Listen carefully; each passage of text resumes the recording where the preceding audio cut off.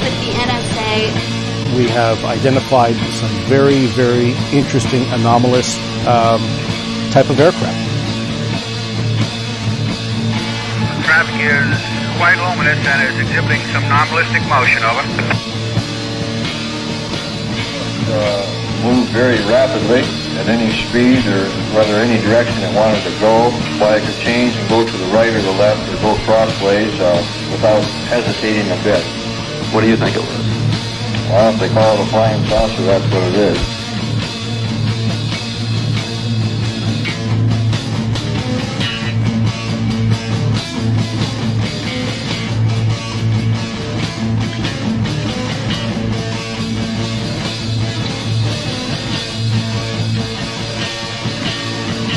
EWA 517, do you want to report a UFO? Over. Negative. We don't want to report.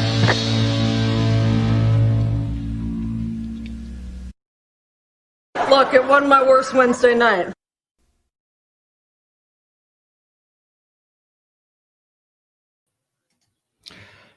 And good evening, everybody. This is Smiles Lewis. It's another live Wednesday night from Austin, Texas. It is the night after the big election here in the United States of America, and we're just gonna hang out for a bit tonight and chat about well, whatever comes up. How you doing, my friend Mark? Hey, good to see you, Miles. I'm doing well, thank you. My friend, the big night. Yes, last night. Yeah, and ongoing as we expected. But that's all I'm gonna say.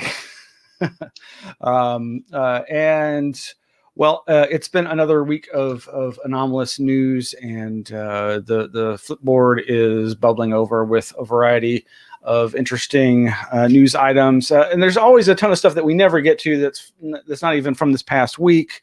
When I was flipping through just earlier today, I was seeing some stuff about what was it, back in mid-October. Just various headlines like this did a UFO crash at Clan Lake. This is some kind of video that's available. Haven't had the chance really to dig into that, but always a fun bunch of stuff here. The DallasNews.com back last month or the last couple of months has been doing a big ongoing investigation called The Memory Room. Hypnosis remains a tool for Texas law enforcement. Fascinating subject. Obviously, hypnosis is an area that has always occupied a controversial position within UFO studies as being part of mainly the abduction research, but occasionally even part of just regular close encounter sightings that don't necessarily involve reports of entities. But when it comes to its use in law enforcement, obviously this can be a very important tool, but it also is a known phenomena for the creation of what often gets referred to as false memory or just confabulation, and it can be a very tricky thing to navigate. A sticky wicket, I think, is sometimes it's called. I wonder how many other states, jurisdiction, precincts, etc., still keep this in their toolbox. You know, it's so controversial that it's surprising, frankly, that it's as pervasive as it is in Texas. Yeah, and very controversial cases. Case in point, Austin's own terrible yogurt shop murders. Hypnosis was used on possible witnesses, people, I think in some cases, people that were just in the area or thought they might have seen something, but really didn't recall anything specific.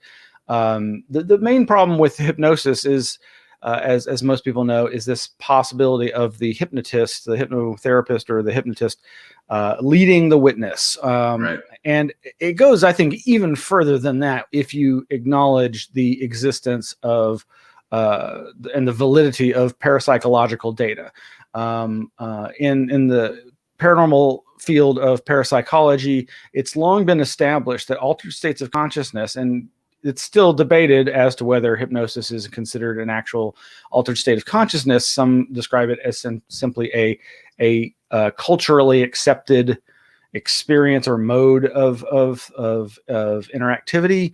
In other words, we all know what happens typically in a hypnosis session, and you're just sort of living up to the expectations. But the parapsychological data would seem to suggest that this altered state, if it does create an altered state of consciousness, which it would seem to, it does seem to involve some sort of level of trance, depending upon the susceptibility. And that's the other thing, is a huge percentage of the population seem to be highly suggestible.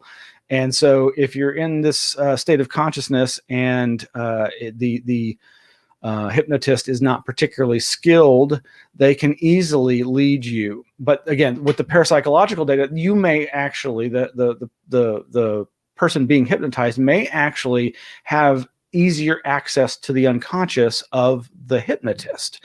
In other words, you might not be led by their leading verbalized questions, but you might in fact be tapping into their subconscious, unconscious, and their own expectations, their own ideas about, if like with abductions, the nature of the phenomena. So in fact, I've often recommended to people, there's two books that were published on the MIT Alien Abduction Close Encounter Symposium Conference many years ago, back in I think the 1990s. One of which is by a famous mainstream journalist. The other is like the proceedings, and it's massive. It's huge. It's like just gigantic.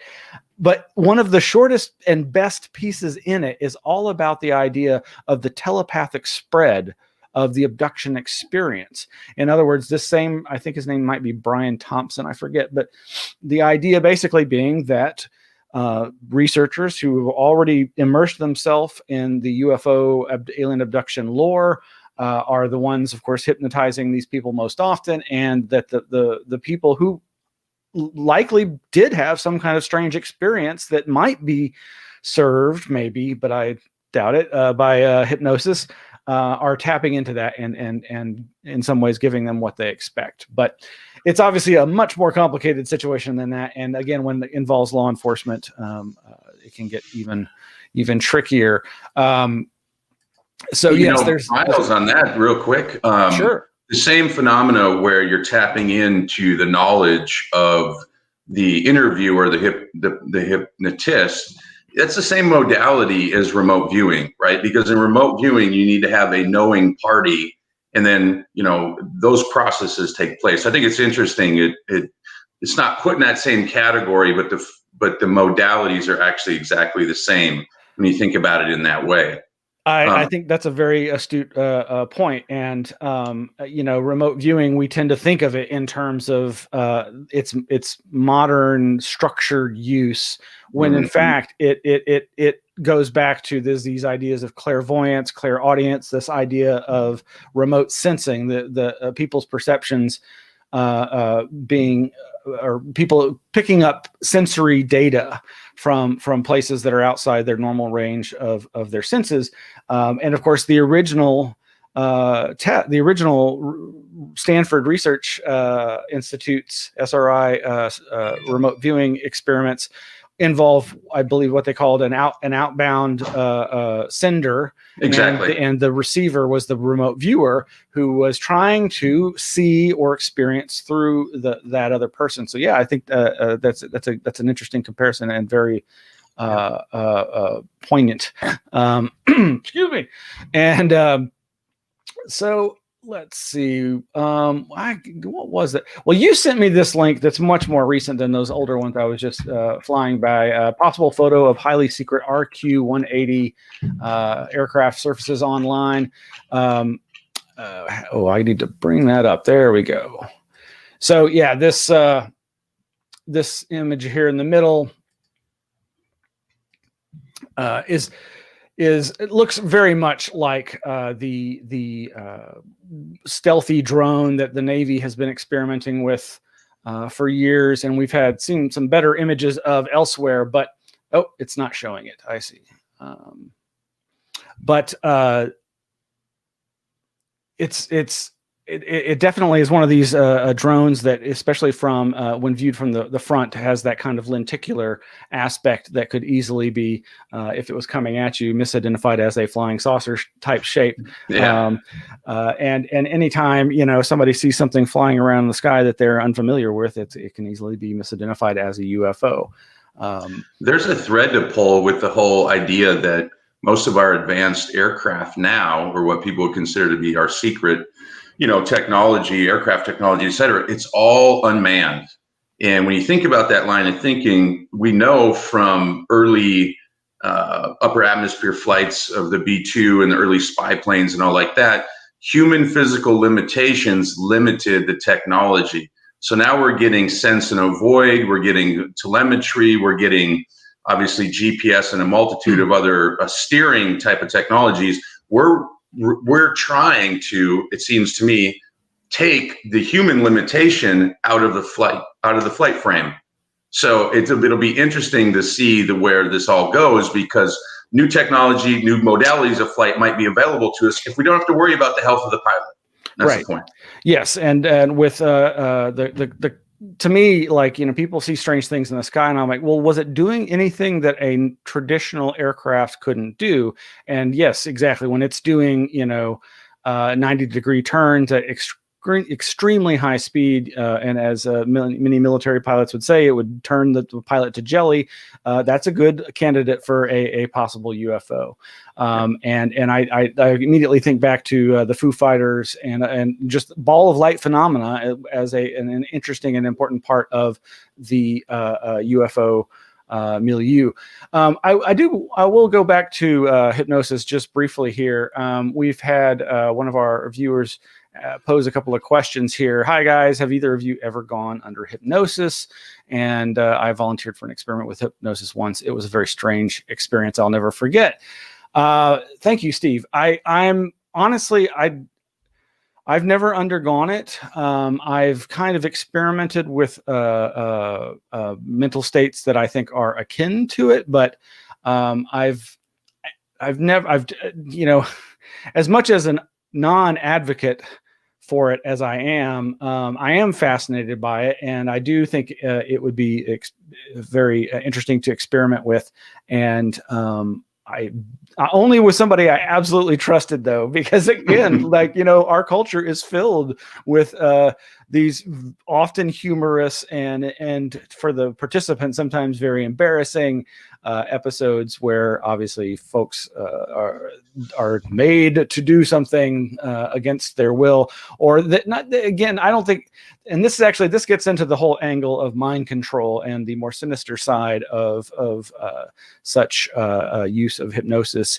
The idea that can someone be made to do something under hypnosis that they wouldn't normally do, and in the realm of strange Fortean, after Charles Fort, the researcher, Fortean type phenomena. It's not even a phenomena so much, but reports, strange reports, are these hypnotic related crimes. And I hadn't even really been thinking about this earlier, but yeah, there's this whole class of crime where a victim is targeted by an apparent alleged person with animal magnetism who convinces somebody to go in and rob a bank or do some kind of act that, quote unquote, they normally wouldn't have done, didn't even know they were doing. Think of the two highest profile murders, public murders at that, in society, in our modern history. Many people claim that the perpetrators of these murders were under this exact type of influence. Go no further than JFK and John Lennon. Right on. Yeah. Well, actually, I think there are some reports about Oswald with the JFK, but also RFK and Sirhan. And of course, I know other parapolitical researchers who I respect who would assert that, yes, there are those elements there, but they still don't think that they're the ones who actually pulled the trigger, or if they did, right, they were more the distraction. Either way, it can serve both ends. Yeah, the whole Manchurian Candidate angle Precisely. to mind control research has been a fascinating topic that I've been, dare I say, obsessed as much as I have UFOs in my life. Well, thank you, Steve, for that question. Thanks, Steve. Meanwhile, For the record, I've never been hypnotized, so okay. Hopefully someday. Maybe, Miles, you can do it for me. Right now. Wait a second, what's happening? So let's see here. What else have you been reading about? These I haven't had the chance to read this one yet, but the Occult's Return to Art. This is an article from The Guardian. I think there's been a lot said recently about surrealism and the occult connection. I think there's been a lot of inspiration in the art world by things esoteric and mysterious. Yeah, I think Joseph Farrell, in one of his most recent books, Microcosm and Medium, talks a lot about the impressionistic and the abstract movement in the arts. And he sort of frames it in the way that it's on purpose to make people's focus. I'm going to paraphrase a lot here. Basically, take a society to focus away from details, or in other words, the things that matter. Because we had the realist movement, previously that was kind of the highest form of art. But this movement to impressionism in abstract art, then he considers it to be a dumbing down of society, and he thinks there's an agenda behind that. So anyway, I find that's interesting that art and the way we communicate notions, ideas, belief systems, etc., under his view, can be hijacked just like any other social construct. And he believes it's occurred multiple times through history and very much on purpose. Anyway, I think there's a lot of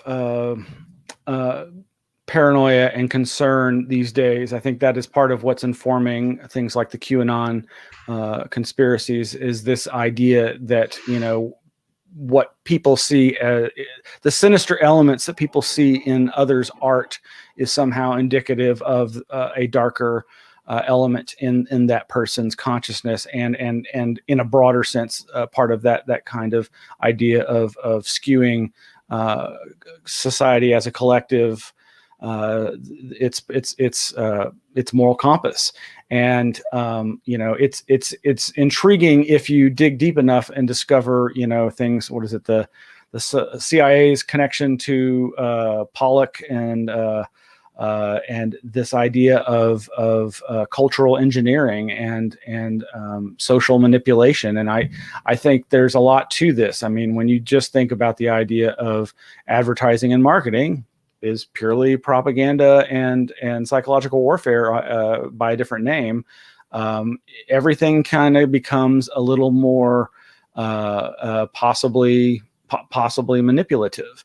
But then, I would go to the extreme of saying everything is manipulation. People, our listeners listening to our voices right now, you may not be literally hypnotized in the classic sense, but we are transmitting a level of control by way of using mutually agreed upon words and meanings and so forth. And so when it gets into the realm of images, even more power. Yeah, and there's a really great book by Tim Wu called The Attention Merchants that runs down the history of the psychological framework by which we can be manipulated. It goes back to the turn of the century.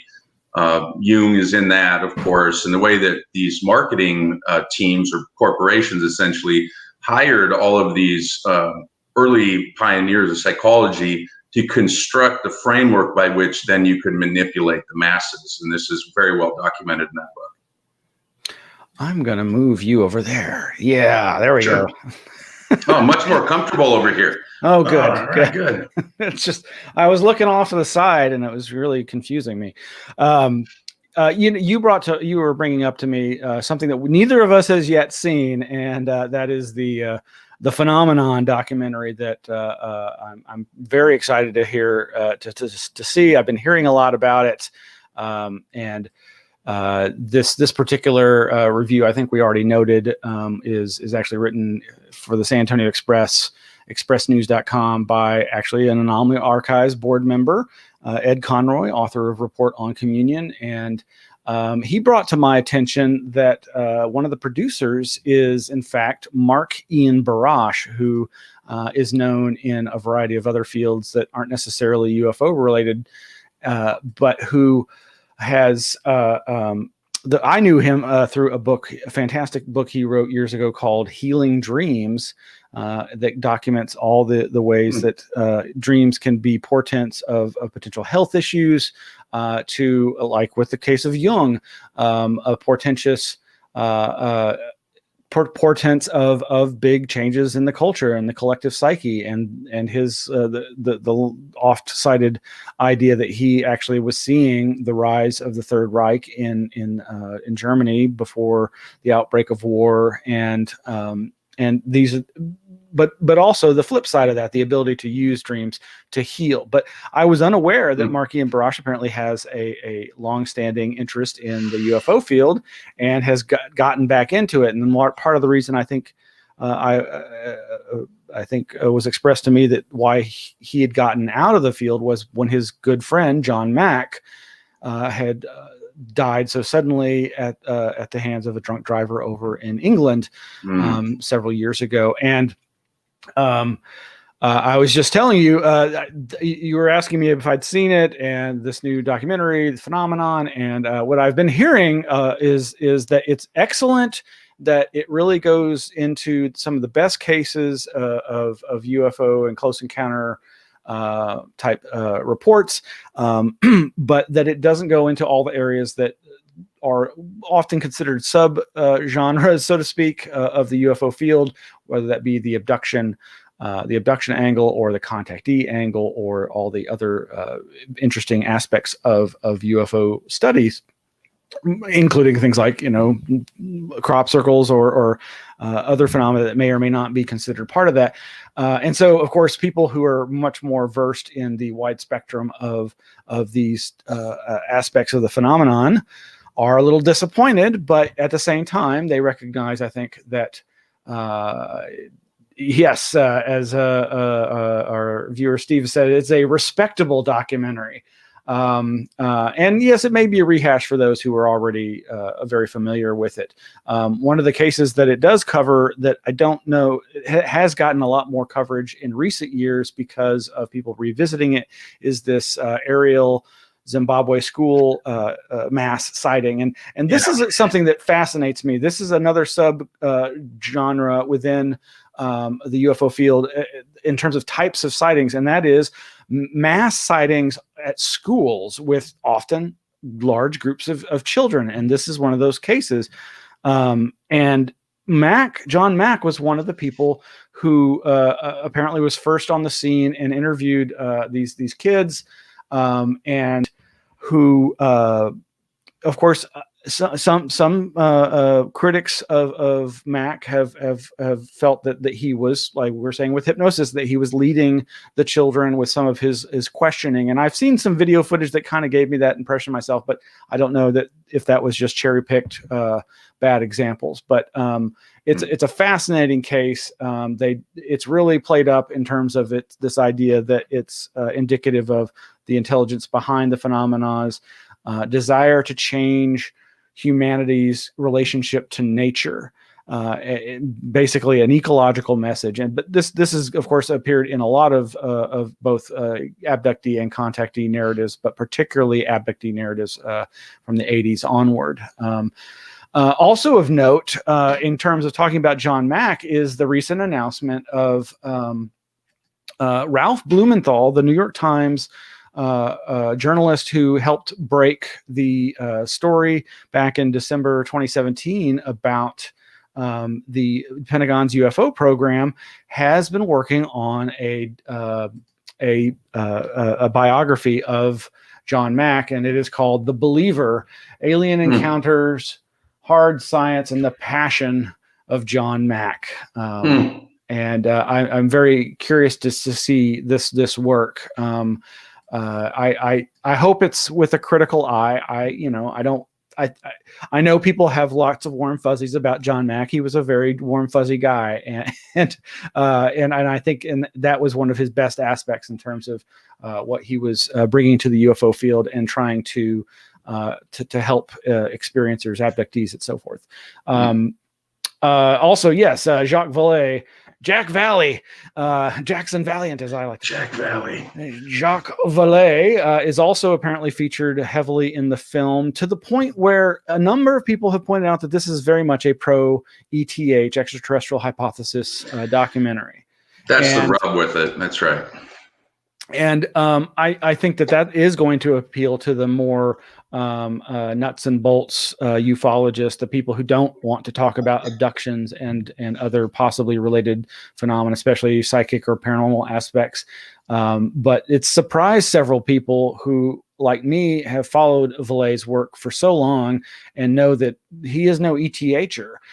He doesn't eliminate that as a possibility, but as he is often quoted as saying, I will be very disappointed if it turns out to simply be extraterrestrials, because there are a lot more interesting ideas, at least he thinks, and I think as well.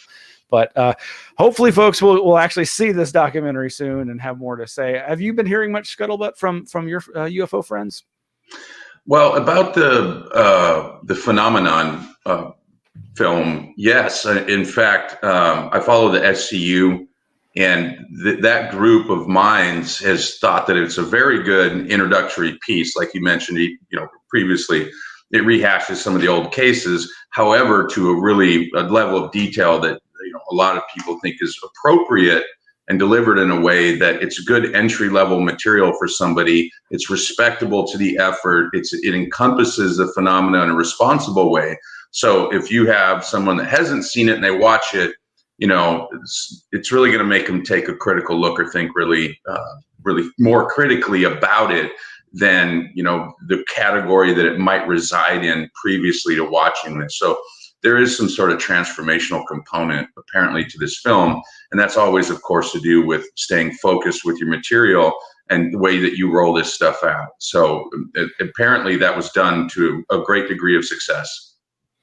Yeah. And I do think that it does thus form part of this this shift and sea change that I think we have seen as a result of Blumenthal's and other mainstream journalists' coverage of the revelations about the Pentagon program.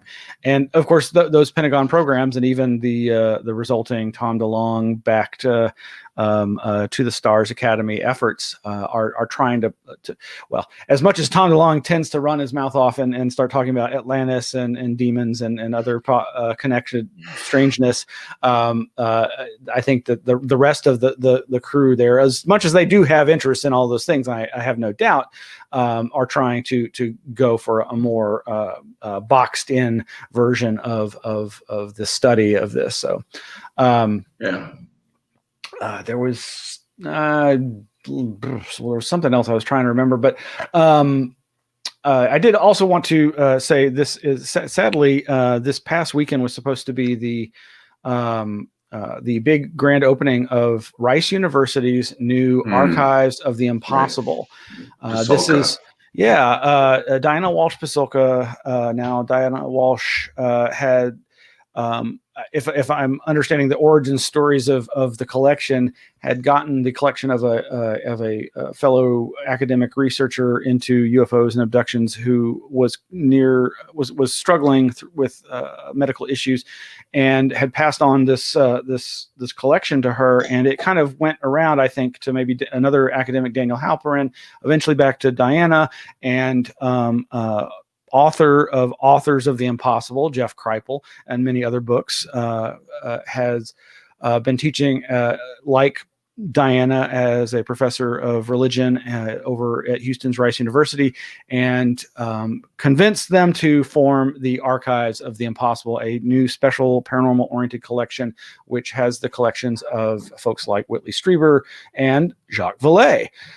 Yes, I am very jealous, but it's awesome that there is yet another anomalous archive here in Texas. So Houston and Austin going to have to fight for the honor of being the best anomaly-oriented archive. But I was honored to be invited to speak on a panel about such archives that was going to be at this grand opening this past weekend. But of course, like everything during these strange times, it has been indefinitely postponed. But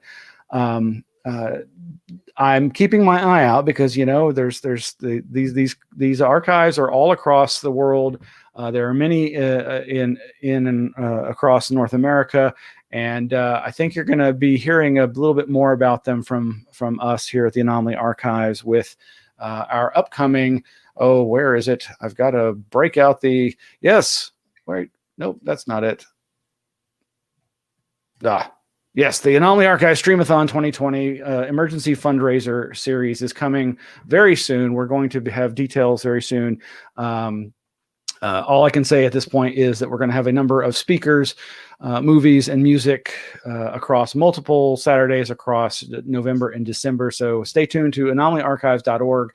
Of course, Anomaly Archives is a 501c3 nonprofit based here in Austin, Texas, focused on the preservation and public education revolving around these strange phenomena.